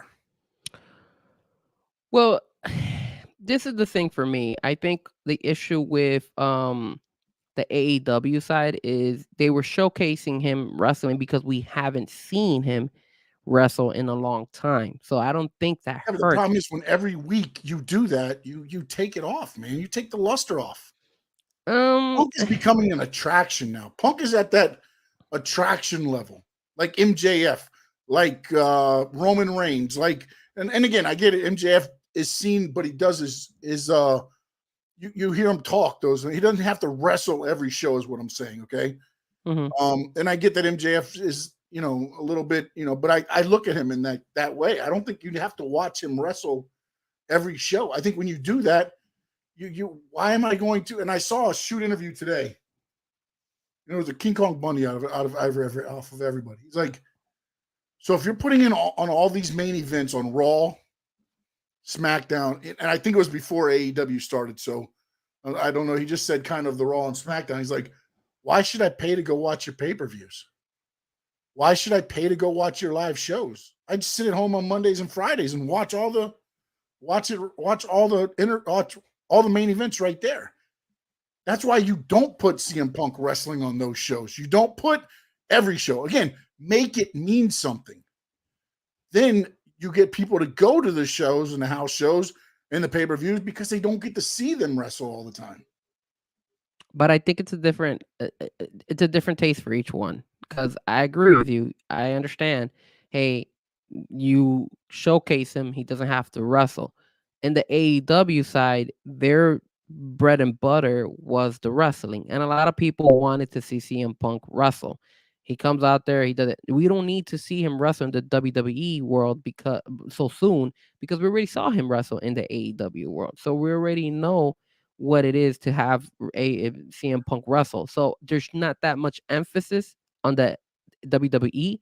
Plus, I'm not gonna lie, I agree with you in the sense that yes, it makes more sense to just have him be out there, showcase the importance of him. But overall, I can understand AEW's point of view. They don't have the star power when they brought him in to go ahead and just have like these promos and stuff. They wanted to give it a bang and try to capitalize on his name and his brand very, very quickly by going ahead and showcasing him not only at like what he says on the mic, but obviously wrestling, because a lot of people are like, oh man, I could see CM Punk wrestle against Kenny Omega. I could see CM Punk wrestle against Chris Jericho. I could see him wrestle against MJF, all this stuff. So I think they took two different angles, in my opinion. AEW took the angle of let's showcase him wrestling, while WWE says, hey, we don't need to showcase him as a wrestler. We already know that he's a big star. He's already a big name. His name is going to sell by itself. We don't need to rush him. Let's just go ahead and build storylines with him, and then people are going to be invested. AEW, as you can tell, lacks storylines. Their whole focus is wrestling. So let's keep pushing him on wrestling matches left and right. Same thing with Adam Copeland. You saw how they first fight for Adam Copeland was against Luchasaurus. Come on, like, did that make a lot of sense? Probably not. But AEW wanted to showcase him wrestling immediately for the fans. So they're like, hey, we're gonna stick him with Luchasaurus. And that's the angle that they've taken. I prefer the WWE side one, but like I said, that's why when you tell me, hey Frankie, what do you think about who's gonna be the better one of the two? When it comes to the introduction, like the music, the nostalgia of hey, CM Punk is back, I give it to AEW. When it comes to the wrestling and using him correctly, I'm gonna give it to WWE. All right, we'll disagree. We'll disagree on that. All right, so here's your favorite guy. I want to bring this up now. Dominic Mysterio. Most improved wrestler of the year? Are you asking me that question? Of course I'm asking you, because I want you to just jump all over this. Oh, you want me to like crave him? Like if he's like a big box of pizza and be like, yes, he is the best wrestler this year. Absolutely. He has most improved, not best wrestler. Most improved. The best wrestler, and I didn't stutter. The best wrestler. Oh my god. Best wrestler right now. Most improved and most worked and most work rate, maybe. But also this week it was announced December 26th live event. We get Dominic Mysterio versus CM Punk. CM Punk is doing a live show in MSG December 26th, and his opponent, 30 years in the making, or no, 10 years in the making, whatever it is, Dominic Mysterio. There's a reason why everybody loves to work with Dominic Mysterio, and I feel that Dominic Mysterio is way ahead of even his father.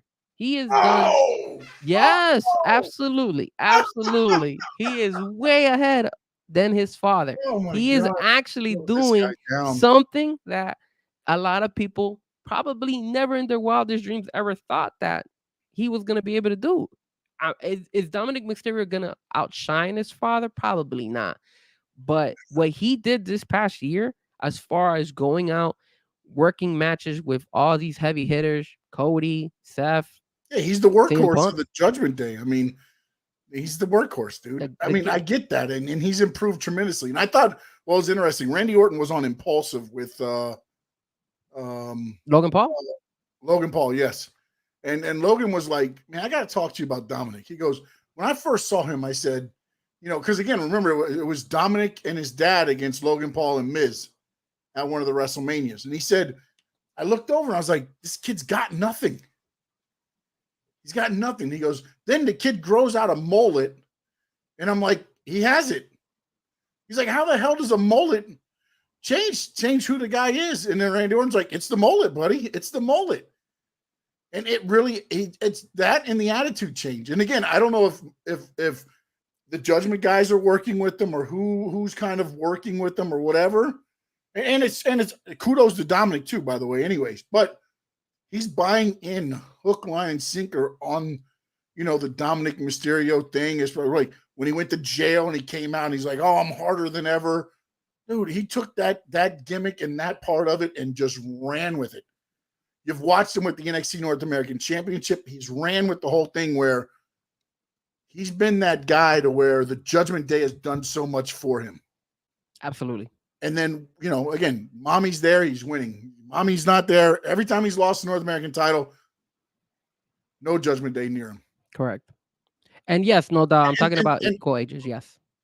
Because no doubt, you mean like at equal ages? Yes, that's what I'm referring to. Equal ages. Confused. Yes. What are you talking about? Equal ages. So at the age of Dominic Mysterio compared to when Rey Mysterio was his. Oh, age. not even close. Not even close. Rey Mysterio started when he was 14 years old wrestling.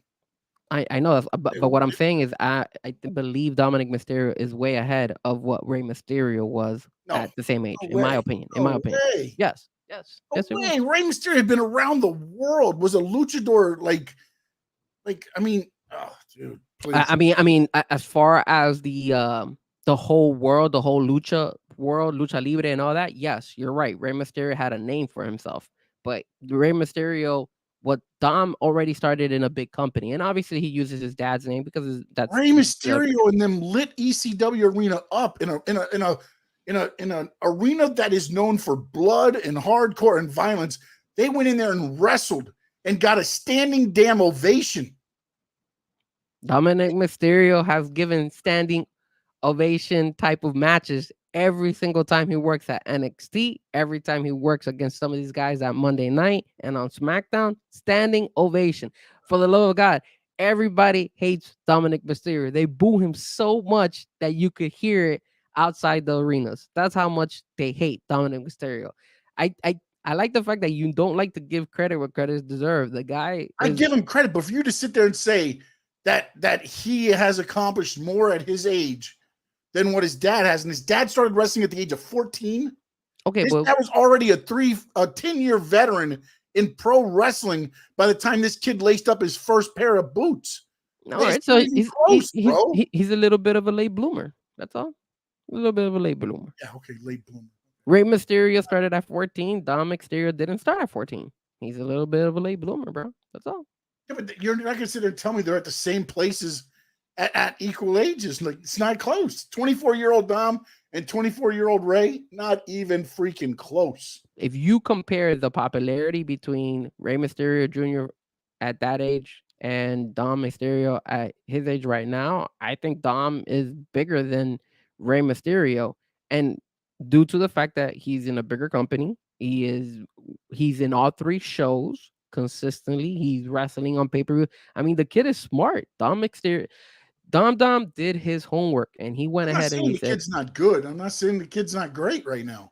I mean, look. But for you to No, sit no. there and with that, and I get it, your face is frozen at times, so maybe it's not as perfect as what it is. But to sit there with a straight face and sit there and say that at the same ages, Dom and Ray are on the same grounds, like, my God, are you serious? Absolutely. I Let's 100% move on agree with then, that. because I don't want to hear anymore. Actually, I don't want to lie to the people I anymore. have So let's Dom just, here. This is where I have Dom here, and then I have Ray right here. That's where I have him. you're stuck, so I couldn't even see where it was what. All right, here I am. So this is Dom, and this is Ray. Where are we at? Ray, keep going down. There you go. A little bit down. Right there. A little bit higher for Ray. Give him a little bit of credit. There you go. There it is. Dom is Wow. better. Dom is better, bro. All right, tonight the U.S. tournament gets underway on SmackDown, and Carmelo Hayes was introduced to the main roster. He's going to be the NXT. We also saw the thing with him and Trill Williams. Sorry. Did he leave me? No, I'm back. I'm back. I'm back. Okay.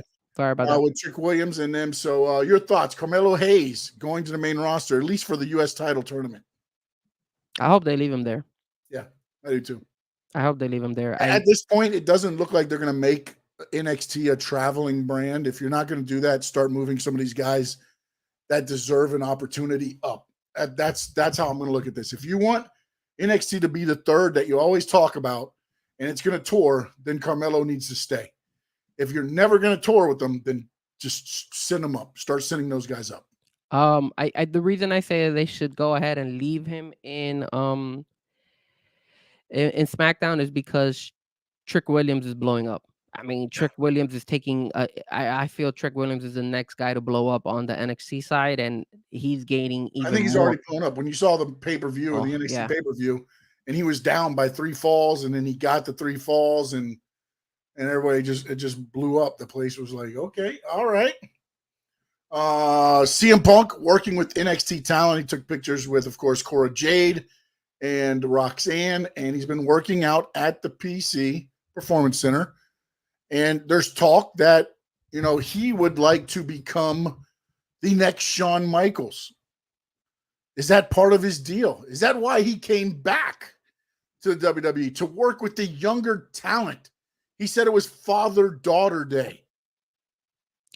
Running the PC Center? I spoke to my brother about this in our podcast. I think this is something that CM Punk would work out drastically. I think this is a good thing for NXT. I think CM Punk is able to bring a different type of storylines, experience.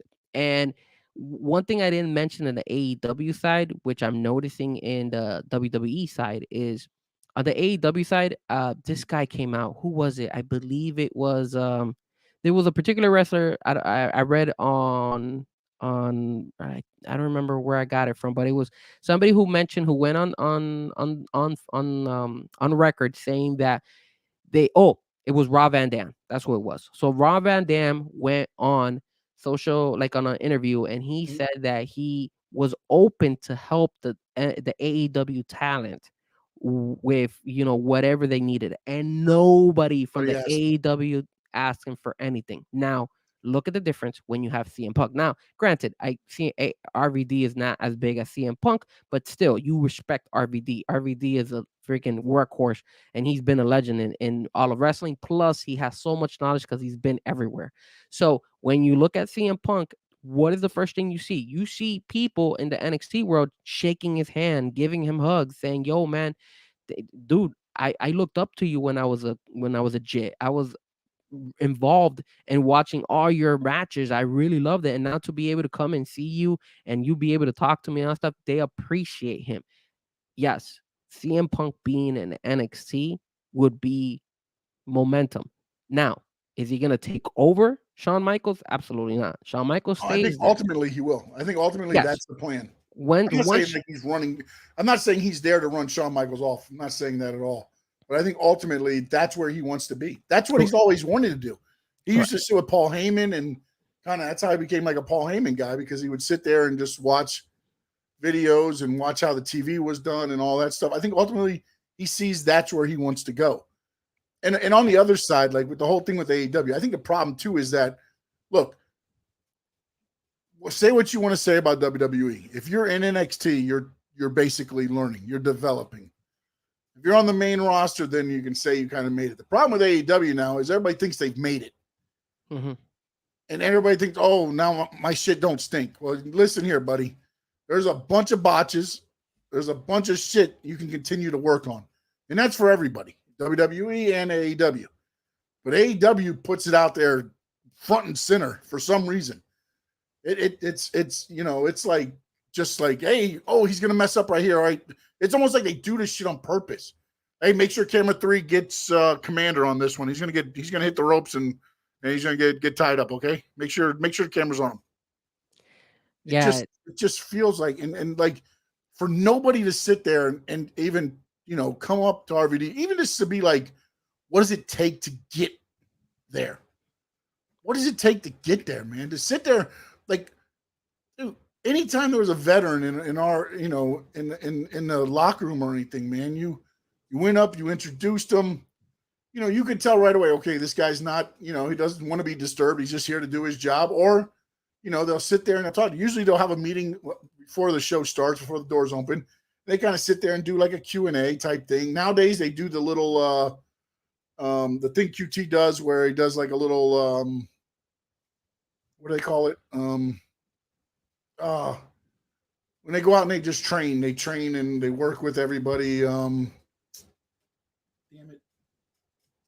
I don't know. I would be lying to you if that they train with it right now, but a little, you know, they'll just go out there and do some of the moves and go over how maybe they make a match and stuff like that. And you pay like $25 and you sit there and then you ask Q&A and things like that. That's happened a couple times, I think, at CCW and some other shows. Okay. But like that, you got to take advantage of that, man. And it goes for everybody. Look, you got Dean Malenko in that locker room. You've got Dustin Rhodes. You've got all these guys. Like, if you're not sitting there every show, and especially if you're not on the show and you're not soaking in something every time you show up at a show, shame on you, man. Shame on you. You deserve not to be on the show because you're a piece of POS. Yeah, I agree with you 100%. If I was a wrestler and I wanted to make it, I'm going to pick people's brain because that's the only way you're going to get better. You're going to develop a craft. And I know that there's different wrestlers that I've watch, and there's some YouTubers now that I've seen, and I've even seen one YouTuber who actually went ahead, who used to be a WWE wrestler, and he says that one of his biggest regrets was him not taking advantage of being able to go on the ring and wrestle consistently to improve his work.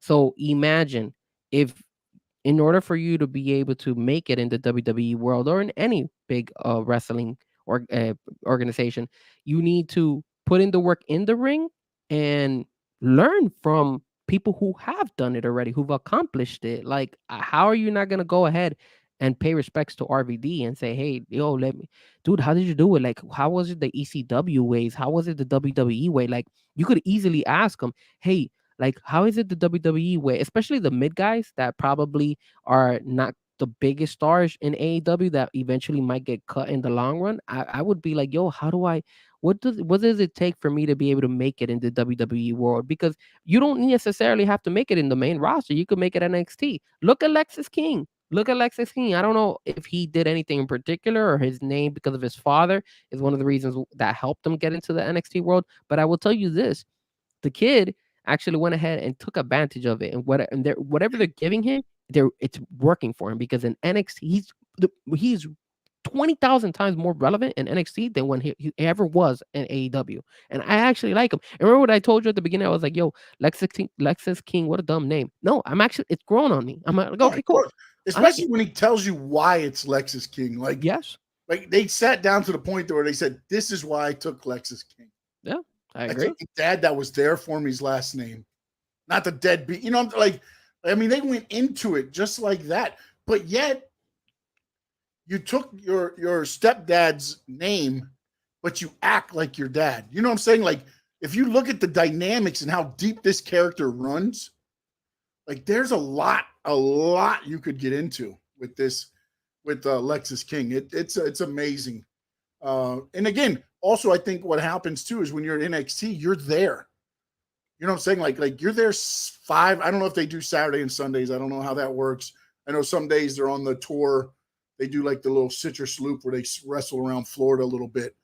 But I mean, you're there every day working out, doing promos, working in the ring. It's a constant grind. And I think that's what they miss. And that's what they could have maybe done with Ring of Honor. And I'm not saying, not make Ring of Honor necessarily developmental, but if you could have made Ring of Honor, not only a show, with the high name talent, but also a developmental a little bit to where you could open up a center. Now you send the guys that aren't getting a lot of time on TV down there to make it better. Now these guys are doing what? Nothing. They're sitting at home, and then they go and they go to Independence. And what are they doing at Independence? They're considered bigwigs. They're AEW superstars. No, people are looking at them to help guide them, not necessarily the other way around. So, that's the thing that's interesting to me. And then also a couple things real quick just to get back to, and then we'll go. The Yeet is back. I'm not sure what happened there. I don't know, the trademark thing. Maybe they finally got it. The Yeet is back with the Uso, with Jey Uso there. Roman Reigns tonight returns to SmackDown. Should be good. Going to be interesting to see how they roll in LA Knight and Randy Orton. Yep. And Nick Aldis. Where does he, because again, he's been kind of like a heelish compared to Adam Pearce. Adam Pearce kind of is just there. Nick Aldis seems to be more take charge, more in there. I wonder how that's going to roll out too. We'll see how that goes. And then also Cody came out in a podcast and he said, we will see MJF in a WWE ring one day. Man, I saw that, and I was a little bit concerned of AEW because I don't think it's anytime soon. I think it'll be after. I believe, and let me tell you something right now. If Tony Khan is doing all this with MJF right now, and there's not a signed contract, Tony Khan should be the guy on trial, not the guy that took the $22 million from the Jaguars. And I don't know if it's bad of me when I saw Jaguar employee steals $22 million. I automatically thought that Shad was going after Tony for what he does with AEW. I was like, oh my goodness, this guy, he's finally figured out AEW. He knows his son's stealing the money now. Now he's going to shut it down.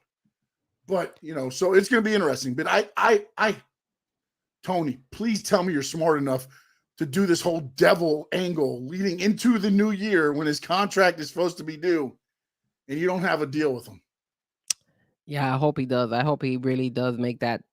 He has already signed them because Cody saying these type of things does not help either. Not only that, and then other people said other things in that thing. Cody said, look at what he's doing with his body. He's beefing up. Why is he putting on muscle? Because you got to go in, you got to work Omos. You got to go in and work Braun Strowman. You got to go in and work all these big guys. You know what I'm saying? So it was interesting. Dom Mysterio. To hear, Dom Mysterio. It's interesting to hear all those about there. So it's going to be interesting to see what goes on there. I want to start wrapping this up. I'm sorry I'm kind of short here, but getting short on time. But Josh just came in. He said, when is the next CCW event you guys are going to? The guy that I told Frankie he wrestled in that company. Do you know who that was? Josh, what's the name? Or yes, he did mention it was the guy with the, remember the one that we went and we saw he had the tights all the way up? That guy. It was that guy. I actually okay. He was there. Yeah, he was funny. He was cool. Remember that we were like, oh, we could give him a wedgie. yeah. They give him a wedgie because they're pulled up so high. Yeah. No. They were so high. Yeah, that guy. It was that guy. And then the other thing I want to talk about real quick. Oh, wait, go ahead. I'm sorry. Yeah, I know I'm froze. Sorry, Josh. I'm having internet connections when it comes to my internet. It's Friday. It's not used to. Yeah, we're not supposed to be on today, so I apologize. I apologize, guys. Sorry. But on a positive note, though, you could at least hear me, right? You guys hasn't. Well, now you're there. You're there, but the it's like a Chinese movie where you talk, the words come, but it doesn't match necessarily with your lips. Oh, damn, that sucks. Well, I'm sorry, guys. But you can still understand me, right? Yeah, no, you're fine. You're good. Are you just talking shit? That's what you're doing. So the other thing I was gonna say was to answer Josh's question. Yes, I'm gonna be at the CCW event for the next one in Hialeah, which is I believe it's in January. Let me look at my calendar here. Because I looked it up the other day and I was like, okay, I'm not booked for any event. January the 6th. So January 6th, I will be at the Hialeah one. So if you guys are gonna go to the one in Hialeah, Josh, if you want to go, Boss B, I know Boss goes to all the shows. I will be on that one that event. I will probably try to be there, but then also the following Saturday, this is what I want to get into real quick. CCW and NWA have joined forces at Revolution Live. NWA is doing a show at 7:00. And from my understanding, the main event of that card, the NWA card, is going to be EC3 against Matt Cardona in a death match for the NWA World Heavyweight Championship. Then at 9:30, I'm not sure how they're working this out. It's called CCW NWA Revolution. They're at Revolution Live. Where's Revolution Live? Fort Lauderdale, Okay. down by the beach area. That's where O goes for his concerts, believe it or not. Yeah, no, that's why I've heard of it. And that's going to be Saturday at 9:30, doors open, 10:00. The second card will start. I don't know if it's going to be CCW versus NWA or how they're working that. But Gangrel will be there. QT Marshall will be there. They had quite a few others that were named on there as well. So it'll be interesting to see how they go, because also the NWA is a taping.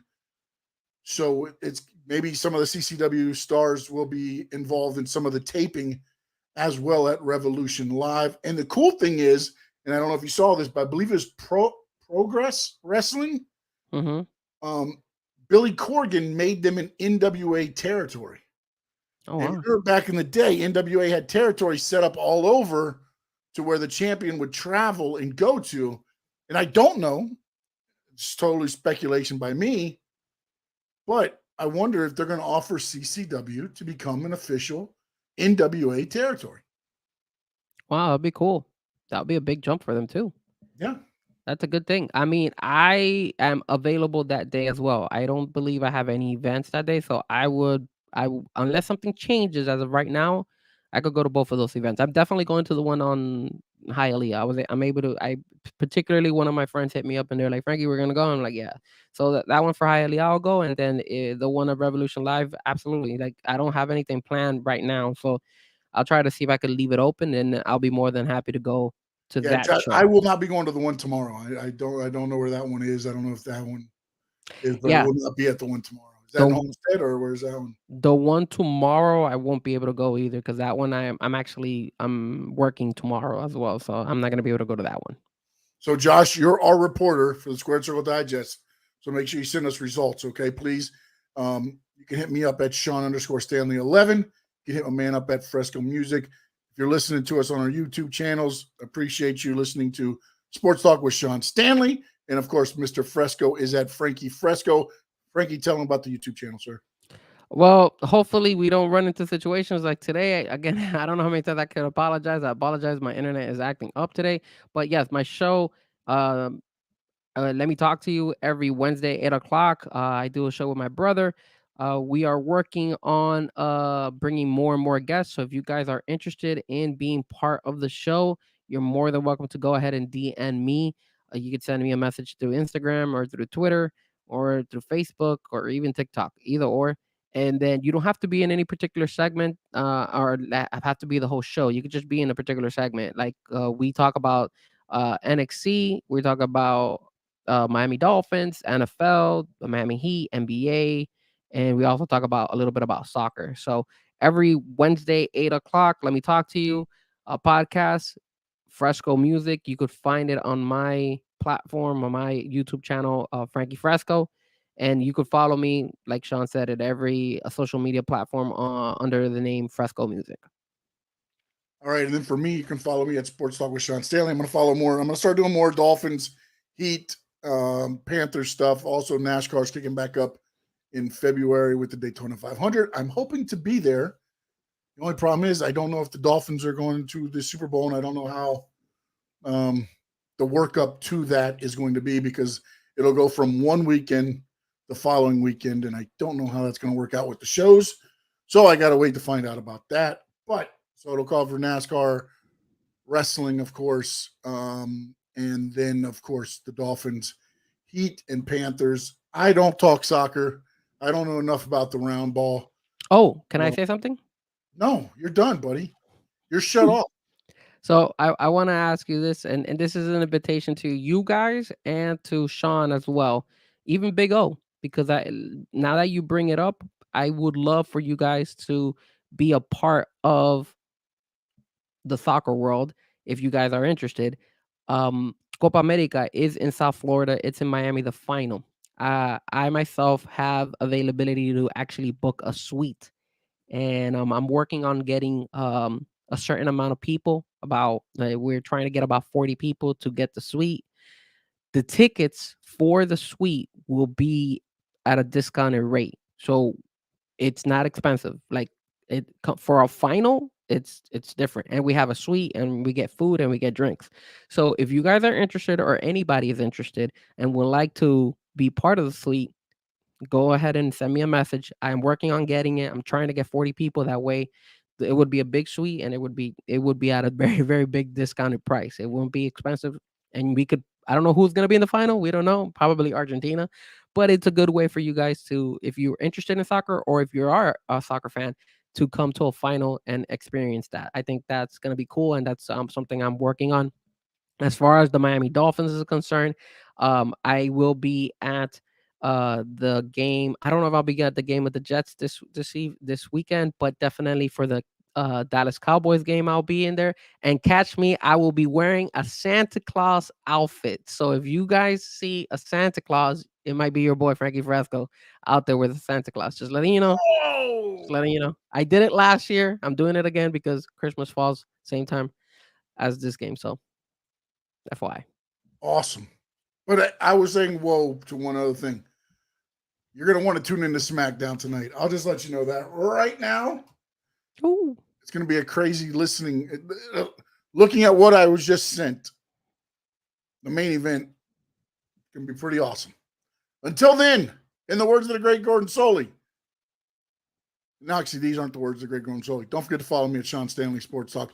Hit the subscribe button, the notification button. Go to Frankie Frezko. Hit the subscribe. Hit the notification. The like. Follow us on all the social media platforms at Sean Stanley 11. For me, at Frezko Music for Mr. Frankie Frezko. And now, in the words of the great Gordon Soley, so long from the Sunshine State.